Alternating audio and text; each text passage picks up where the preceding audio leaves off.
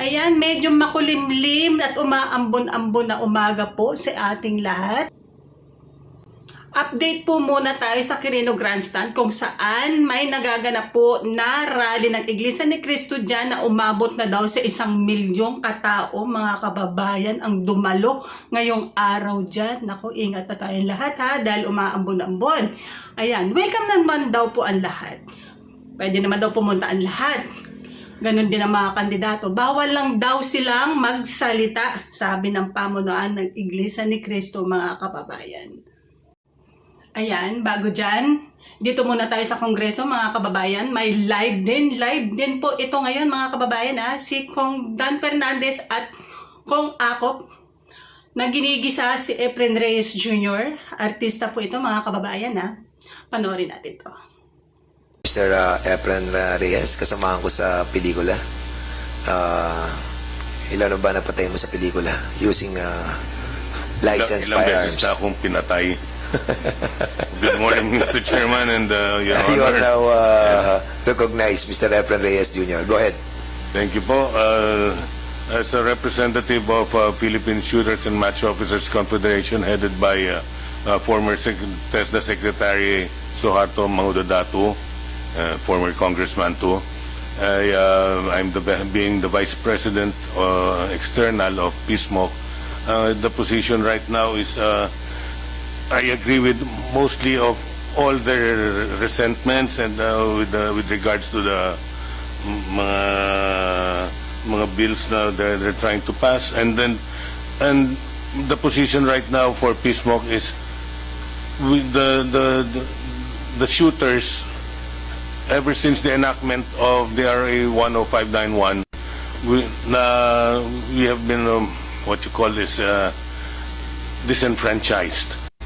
As a lawmaker. Because yung iba po, binibigyan lang po ng permit to carry na with 500 rounds. Nanalo na nga sila with that eh.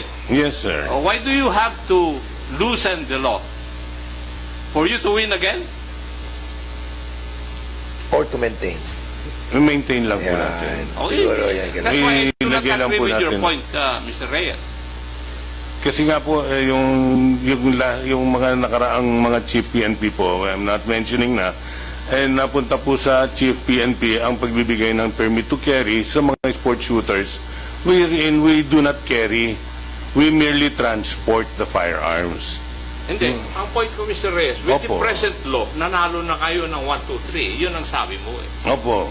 Tapos ngayon, luluwagan para magkaroon kayo ng 5,000 na ammunition for one. Kasi limited to 500 according to the law.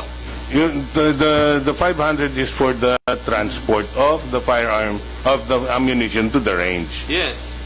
Yung 5,000... That is not enough. The 500, usually po, 500 is kung minsan kinukulang pa ang shooter sa firing range for a competition. Yung PNP, do you agree with that? That 500 is not enough for practice? For one practice session?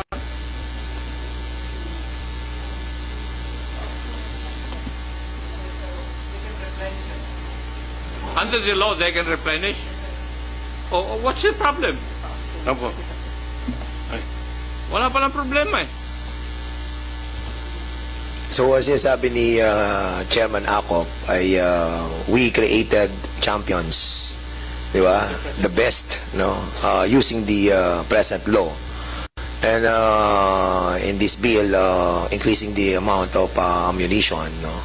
Parang hindi natin nabibit yung purpose, di ba? Unless that we wanted to have more champions, no? In different categories. So probably that's the best answer. Yes, Mr. Chairman, we will just submit our position paper later. Alright.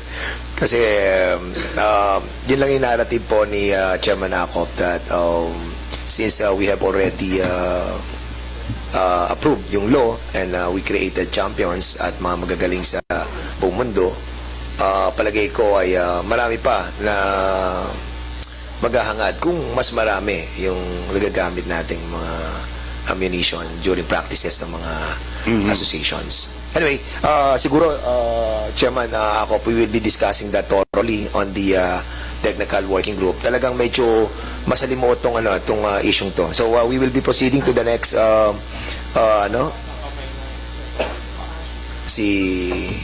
Mr. Topacio, are you raising your hand? Yes. Okay, go ahead, please. Mr. Chair, to answer the question lang of the good Congressman Acop, I think si Mr. Reyes hindi niya masyado explain. A lot of these shooters during the gun ban and most of the time when they practice, a lot of them are in the US because in the US they don't restrict ammunition. If you talk to any shooter here in the Philippines, especially those who compete abroad, I mean, my brother is part of the national team for shotgun, and he can only bring a certain amount of rounds during practice rounds. The minimum amount of ammunition, if you want to train competitively, if you want to go to the World Cup, if you want to join the Olympics or the SEA Games, is at least 1,000 to 1,500 rounds a day. And we are only being allowed, I believe, if you're a sport shooter, 500. And during that time, Mr. Chair, even if you replenish, it takes probably a week at most to get a permit to transport.